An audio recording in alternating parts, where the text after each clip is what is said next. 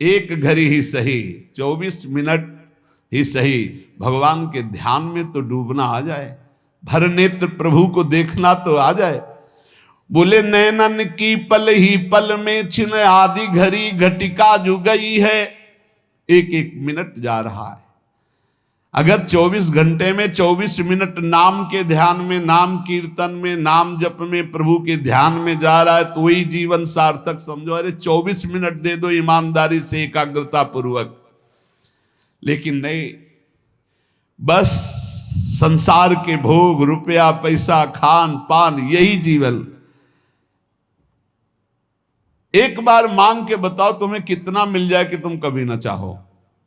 एक बार एक बात बोल दो कि बस ये मिल जाए तो हमें लगता है कोई नहीं बोल पाएगा। क्योंकि धन को बोलोगे तो और भी समस्याएं हैं, और समस्या को बोलोगे तो और भी समस्याएं हैं, और धनई की बोलो तो कितना कितना बोलोगे, जितना बोलोगे उससे ज्यादा की चाह होगी। एक केवल भगवान ऐसे जिनकी प्राप्ति के बाद कुछ प्राप्त करना बाकी नहीं रहता। नहीं तो कुछ भी मिल जाए उसके बाद भी चाहें इतनी प्रबल हो जाती। बोले जो 10 20 50 भये, 100 होई 1000 तू लाख मंगेगो। अगर 10 रुपया हो जाए तो 20 की चाह हो जाएगी, 20 हो जाए तो 50 की चाह हो जाएगी, 50 हो जाए तो 100 की हो जाएगी, 100 हो जाए तो 1000 की हो जाएगी, 1000 मिल जाए तो लाख मंगेगो। और जब लाख रुपया हो जाए तो कोटि अरब खरब असंख्य पृथ्वी पति होने की चाह जगेगी। और स्वर्ग पताल को राज करो, तृष्णा अध की अति आग लगेगी। सुंदर एक भगवान के भजन के बिला, संतोष के बिला, अरे सठ तेरी तो भूख कभी ना भगेगी। लाख हो जाए तो करोड़ करोड़ हो जाए, तो अरब अरब हो जाए, तो खरब खरब हो जाए, तो पृथ्वीपति हो जाए, तो देवराज इंद्र हो जाए, तो त्रिभुवन, कभी भी तेरी आस, कभी भी तेरे मंगतापन नहीं नष्ट होगा जब तक तू भगवान का भजन करके परम संतोष आनंद धन प्राप्त नहीं करेगा।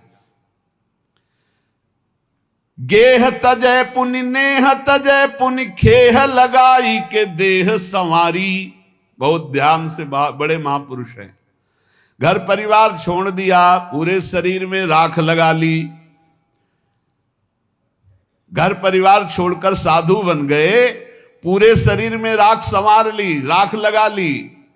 और मेघ सहाय सिर शीत सहाय तन, धूप समय जो पचागन बारी। पंचाग्नि ताप रहा है, कोई खुले शरीर से सर्दी गर्मी बरसात सह रहा है, और भूख सहे, कोई भूखा रह रहा है। रही रूख तरे, कोई पेड़ के नीचे रह रहा है। पर सुंदर दास सहे दुख भारी, कोई ठड्डी 12 वर्ष का खड़े, कोई मूड़ मुड़ाए, कोई जटा रखाए, कोई राख लगाए, विविध प्रकार ये सब। पर बोले दासन छाड़ी के कासन, ऊपर आसन मारी पे आस न मारी। बोले भगवान की दासता छोड़ करके भोगों की आशा का त्याग नहीं कर पाए, मान सम्मान की आशा का त्याग नहीं कर पाए, तो खाक लगाए कुछ नहीं मिला। जो निरंतर नाम जप करते हुए सब आशा का त्याग कर दे, वही साधु, चाहे पैंट शर्ट में ही क्यों ना हो। काही को दौरत है 10 दिस, तू नर देख कियो हरिजू को। बोले काहे को दौड़ भाग मचा रहा है। भगवान को बाहर ढूंढने से भगवान को कभी कोई प्राप्त नहीं कर पाया। चाहे जितना ढूंढो, बाहर दौड़ लो, बद्री नारायण, केदारनाथ, हरिद्वार, ऋषिकेश, वृंदावन, सब दौड़ भाग कर रहे हो।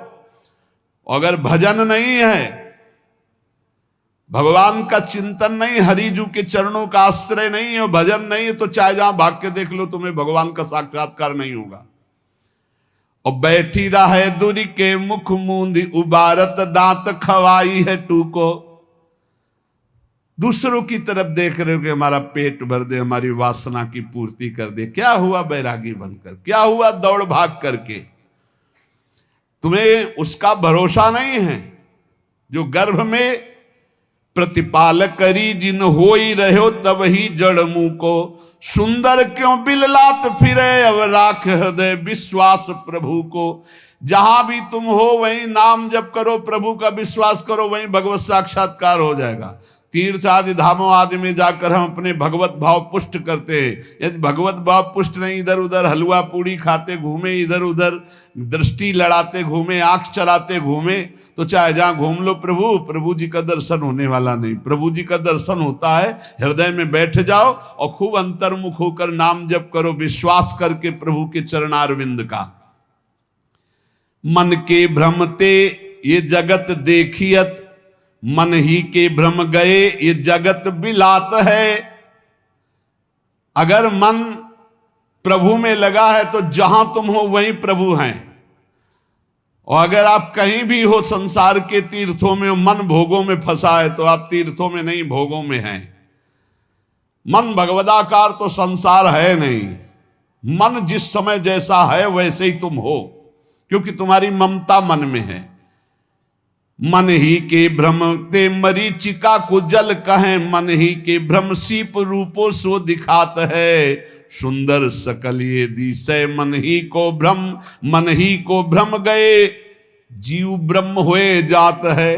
बहुत सुंदर, इसी मन को सुधारना है।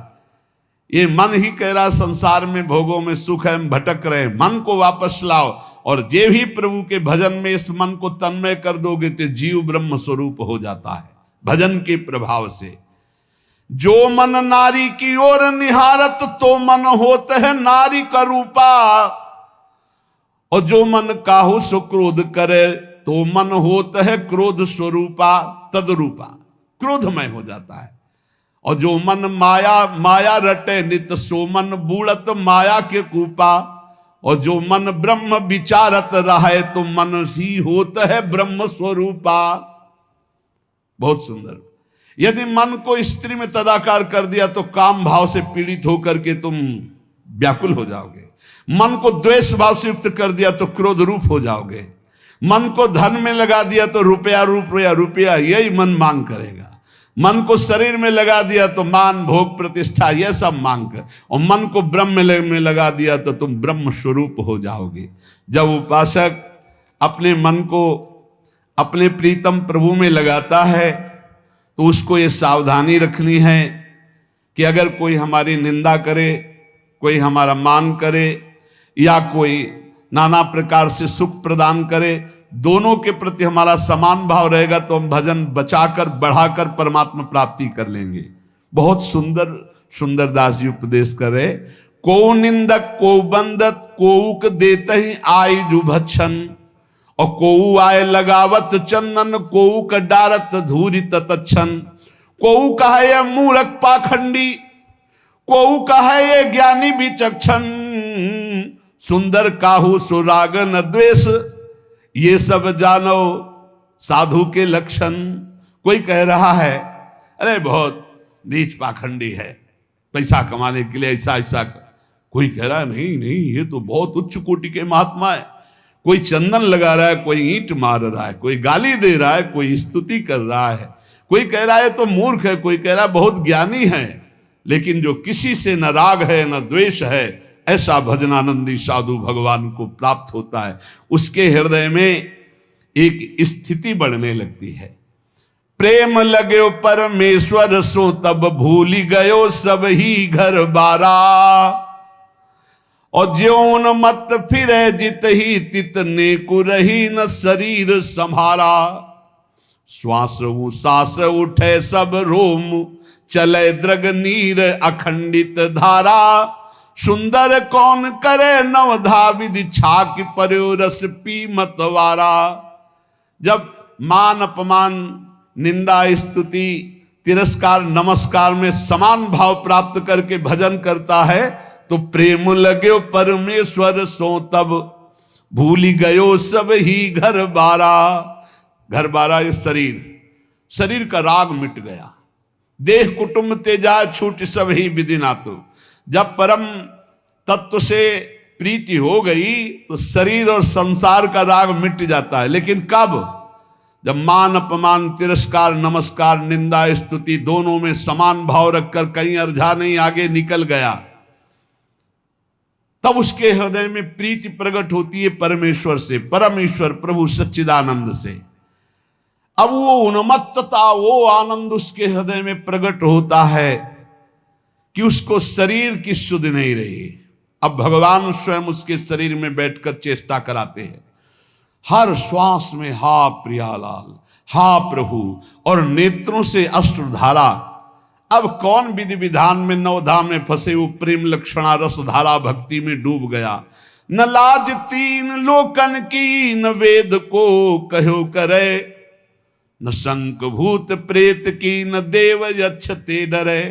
सुने न कान और की दृश्य न और इच्छना, कहे न कछु और बात भक्ति प्रेम लक्षणा। अब उसके अंदर की स्थिति इतनी मान हो गई, वेदातीत लोकातीत स्थिति। ना उसको भूत प्रेत की शंका है, ना किसी देव यक्षते डर है, ना वेद का, ना लोक का, ना किसी को बात कहता है, ना किसी की बात सुनता है। प्रेम में भरा हुआ अपने इष्ट देव के रूप छके घूमत रहे, तन को तनिक न भान। प्रेम अधीनो छा क्यों डोले, क्योंकि क्यों ही बानी बोले। और जैसे गोपी भूली देहा, ताको चाहे जासो नेहा। जिससे नेह लगा उसी में संपूर्ण अंतःकरण समा गया। ब्रह्म नहीं, माया नहीं, नहीं जीव नहीं काल, अपनी सुदिना रही एक रहो नंदलाल। जैसे गोपी देव भाव रहित केवल श्री कृष्ण में, ऐसे ही उपासक अपने आराध्य देव में स्थित हो जाता है। उसके हृदय की दशा प्रतिपल मिले होने पर भी, नीर बिनु मीन दुखी, क्षीर बिनु शिशु जैसे, पीर जाके औषधि बिनु कैसे रहो जात है।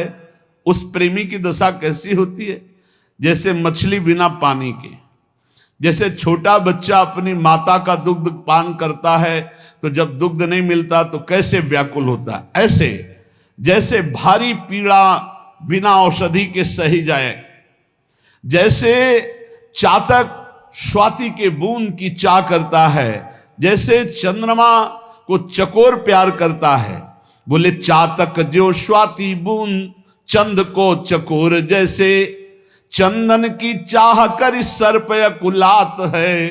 और निर्धन को धन चाहे, कामिनी को कंत चाहे, ऐसे जाके चाहता को कछु ना सुहात है। प्रेम को भाव ऐसो प्रेम तहा नेम कैसो, सुंदर कहत ये तो प्रेम ही की बात है।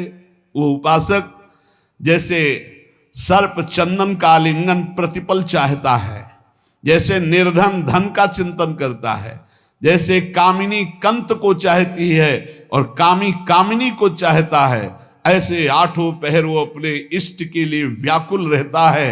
जो प्रेम हृदय में अपना प्रभाव जिसके दिखाता है, जहां प्रेम प्रकट होता है, उसकी दशा कैसी होती? कबहू कहां से उठी नृत्य करे, रोवन फिर लागे। कबहू का गद गद कंठ शब्द निकसे नहीं आगे। कभी वो ठहाका मार करके हंसता है अपने प्रभु की लीला देखकर, कभी प्रभु के आगे नृत्य करता है, कभी प्रभु को पुकार पुकार कर रोने लगता है, कभी गदगद कंठ से एक भी शब्द नहीं निकल रहा है, केवल अश्रुधारा चल रही है। कबहू का हृदय उमंग बहुत ऊंचे स्वर गावे। कभी ऐसी उमंग आई बेसुरा होकर चिल्ला रहा है। और कबहू का मुख मौन मगन ऐसे रही जावे। कभी एकदम मौन शांत कृत्य महापुरुष। चित्त व्रत हरिशों लगी सावधान कैसे रहे।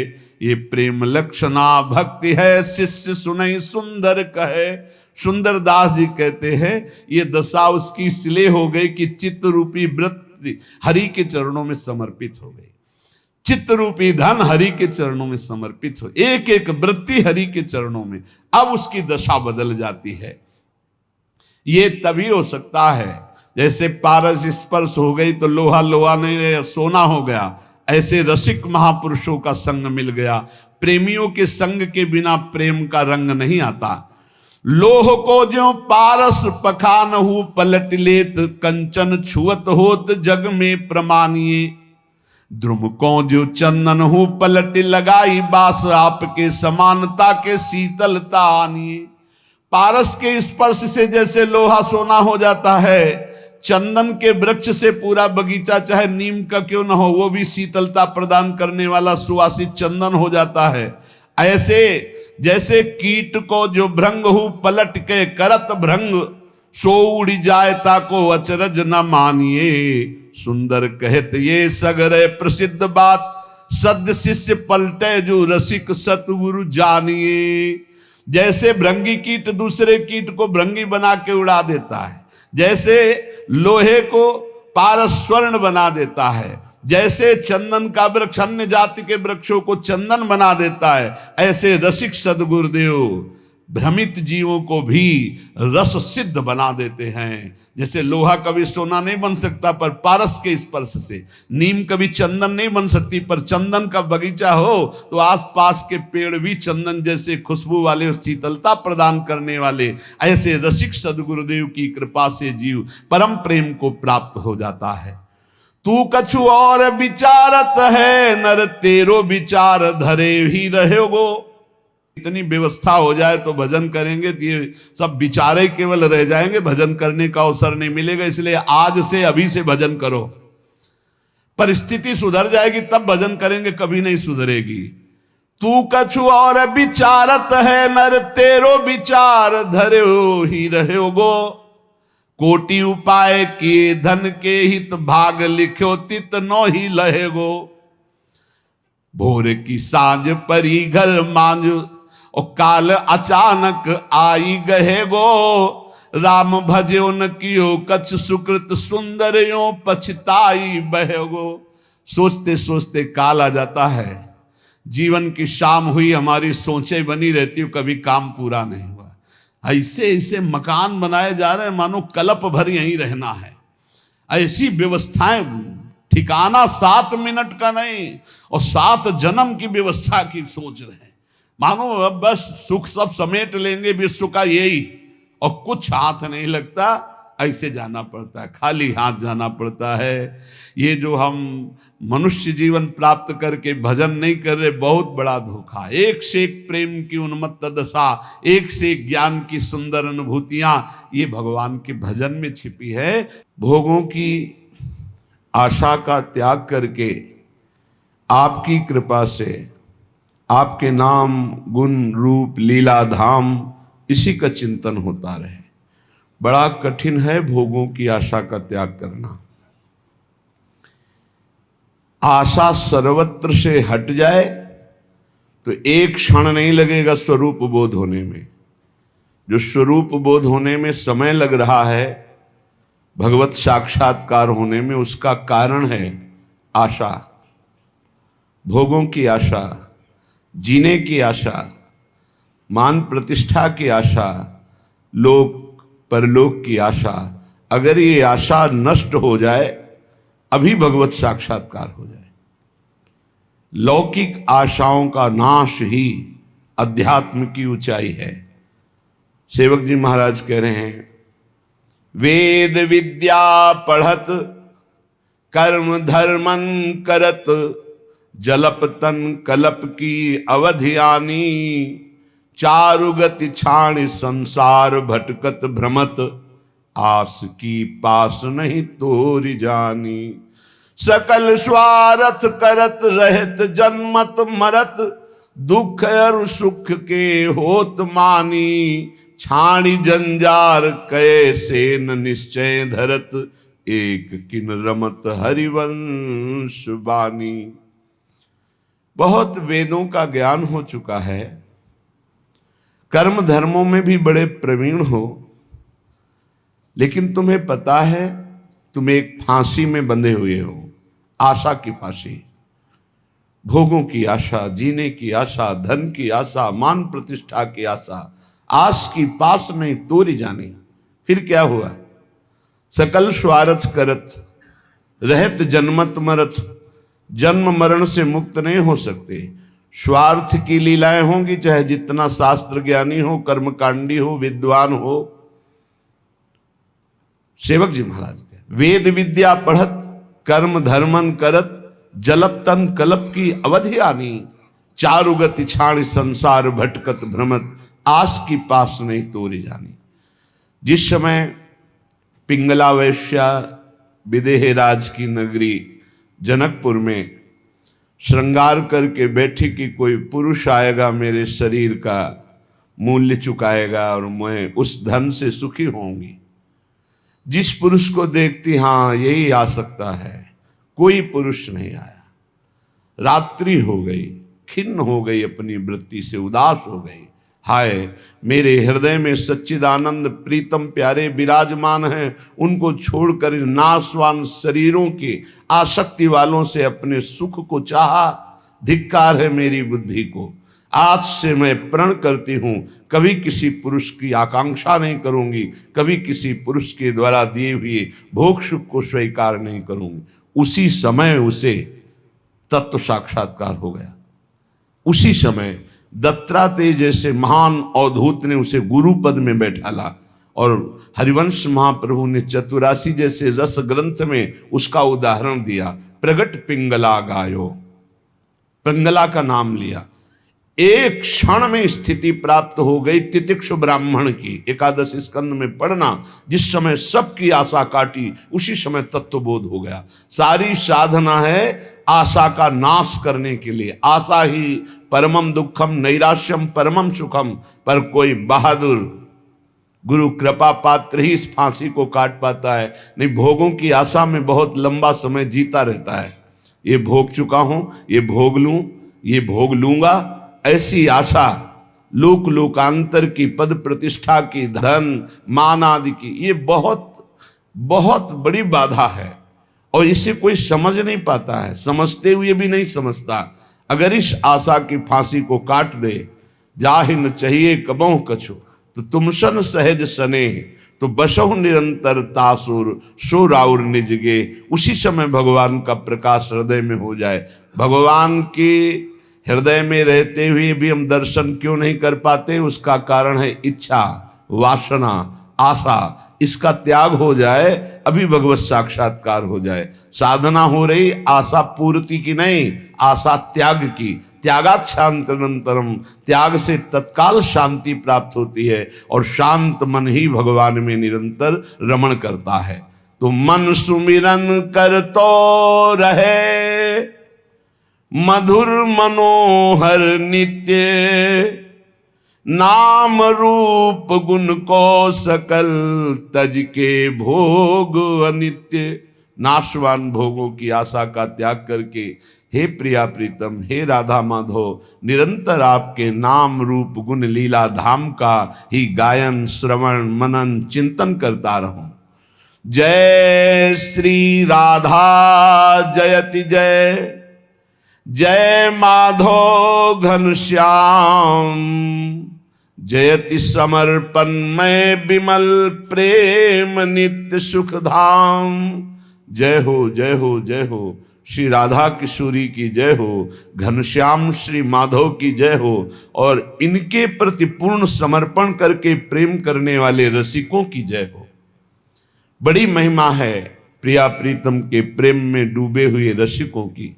श्रीपाद प्रबोधानंद जी महाराज कह रहे हैं, ये वृंदावन मां वसंती यदि वा, बहुत बड़ी महिमा की बात कह रहे हैं। स्पृष्ट्वात दृष्ट्वा गता, ध्यायन्ति प्रणमन्ति तद्गुणगणान् गायन्ति, शृण्वन्ति वा मूर्धना बिभ्रति तद्रजः, क्वचन तत्संबंध संबंधिनस् तान्त्युन्नयते परम पदमहो वृंदावनम पावनम। अगर ध्यान से इसको बैठा लोगे तो निश्चिंत हो जाओगे।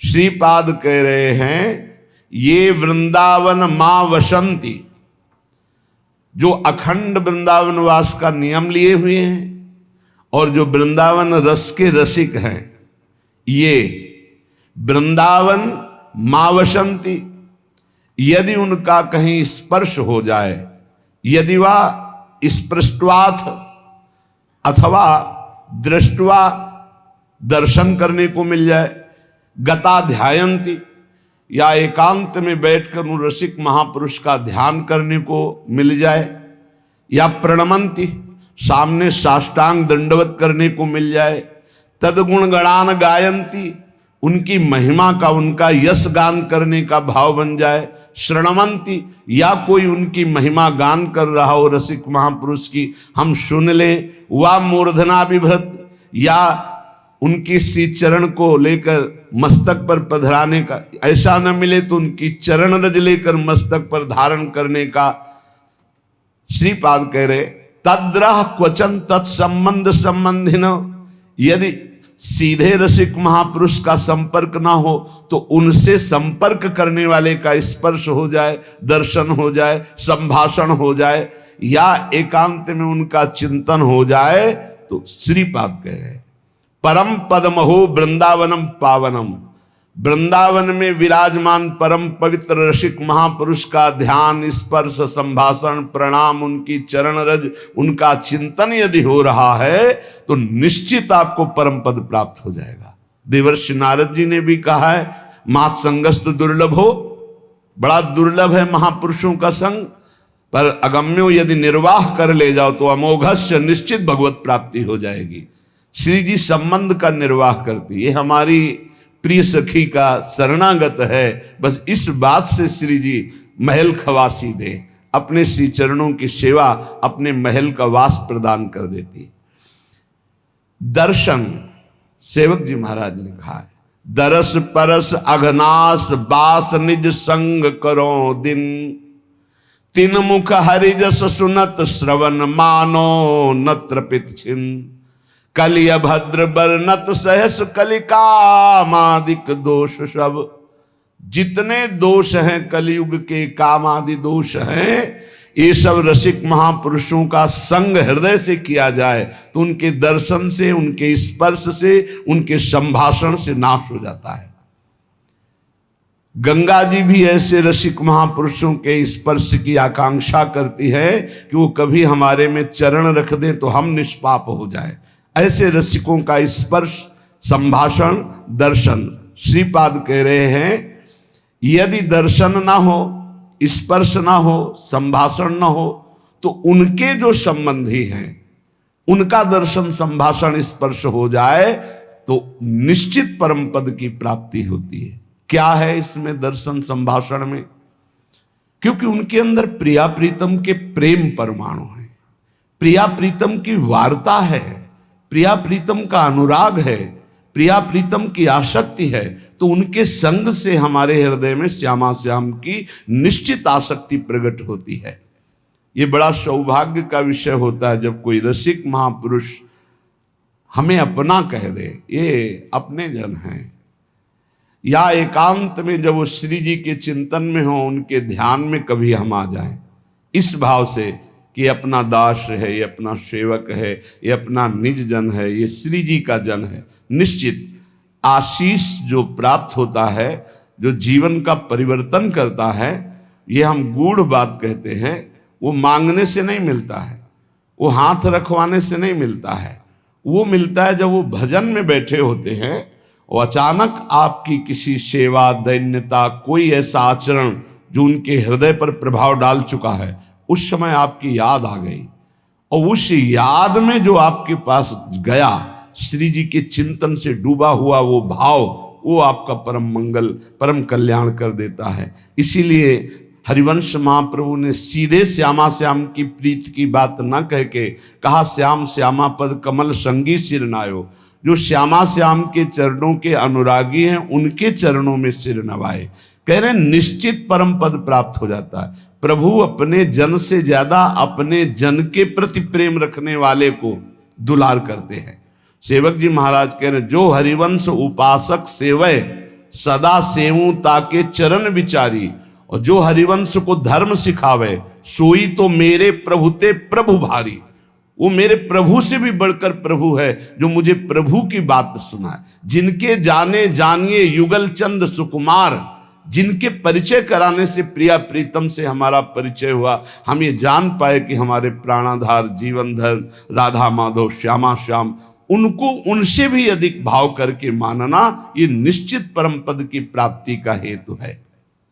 सब महापुरुषों की वाणियों से यही बात केवल निकाल निकाल के बता रहे हैं कि मनुष्य जीवन का सार है, एक भी श्वास खाली ना जाए, निरंतर भजन करो और जो कर्म कर रहे हो उसे भगवान को अर्पित कर दो, निश्चिंत रहो, निशोक रहो, इसी जन्म में परमानंद स्वरूप भगवान की प्राप्ति करो। शेष चर्चा आगे। श्री राधा वल्लभ लाल की जय।